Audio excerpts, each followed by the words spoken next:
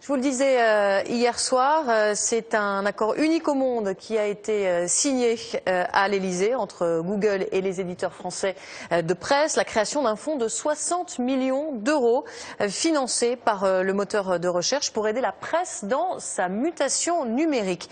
C'est aussi l'épilogue d'un bras de fer. Explication Julien Despéret, Tatiana Daligo.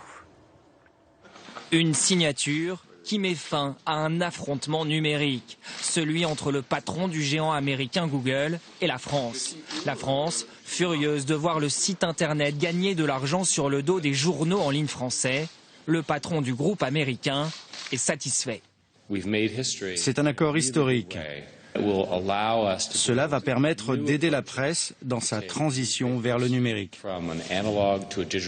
En cause les recettes publicitaires touchées par le site américain grâce à la presse française. Quand vous faites une recherche d'actualité via Google, le site place aussi de la publicité. Exemple, nous cherchons des informations sur les voitures. Google nous propose les vidéos produites par le site d'un quotidien français. Ici en bleu, cela s'appelle le contenu.